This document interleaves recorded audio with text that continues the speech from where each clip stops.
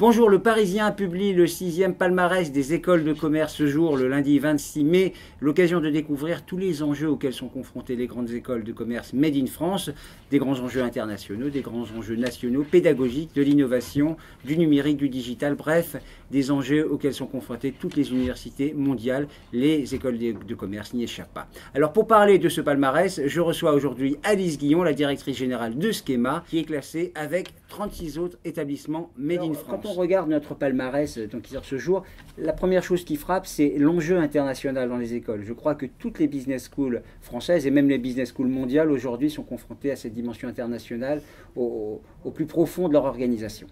Bonjour Gilbert.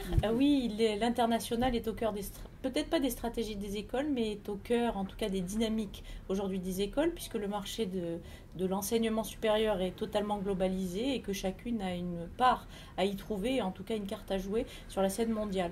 Maintenant, l'international se décline sur des formes tout à fait différentes.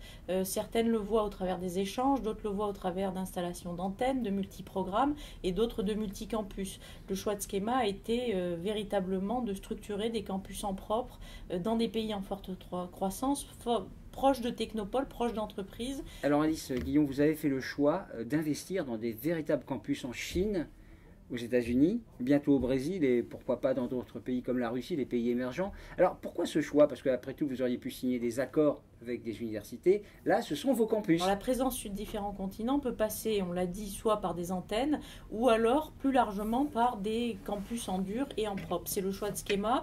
Pourquoi? Parce que nous souhaitons être une école globale, nous ancrer durablement dans les territoires, participer à l'évolution de ces économies effectivement émergentes et surtout profiter de leur dynamisme.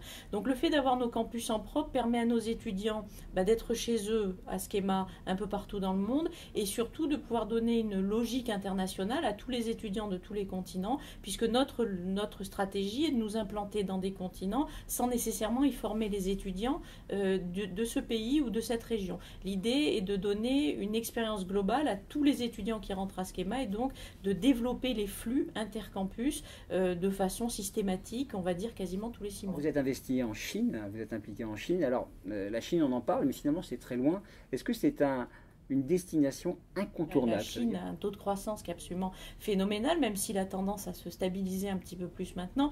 Mais l'Asie au sens large, pour l'éducation, c'est la place dans laquelle toutes les écoles doivent être, si en tout cas elles veulent développer des programmes internationaux. Le grand marché des MBA aujourd'hui est en Asie.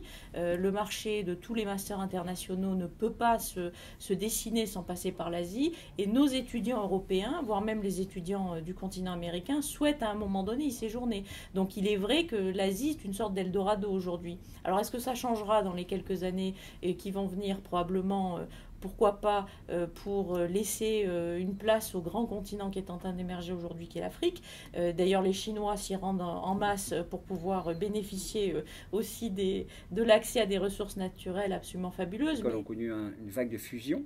Schema a initié un grand mouvement, Kedge, Neoma, France Business School. Alors, est-ce que ça va s'arrêter? Est-ce que ça va continuer? Ou il va y avoir d'autres mouvements selon vous? Je pense que cette vague de fusion qui a été ouverte ne va pas s'arrêter. Maintenant, gérer une fusion est extrêmement difficile. C'est un processus qui est très compliqué, qui est probablement plus compliqué que pour deux entreprises industrielles qui fusionnent, puisque nous avons nos étudiants qui vivent dans nos campus au moment même de la fusion, ce qui rajoute beaucoup de complexité.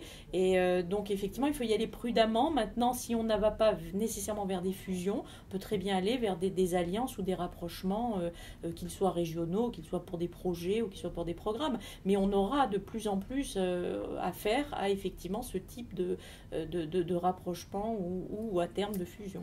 Allez-y, dernière question. J'ai fait les comptes et vous êtes très peu de directrices à la tête des grandes écoles de commerce. Alors quand on parle de parité, je crois que parmi les effectifs et les promotions, c'est acquis.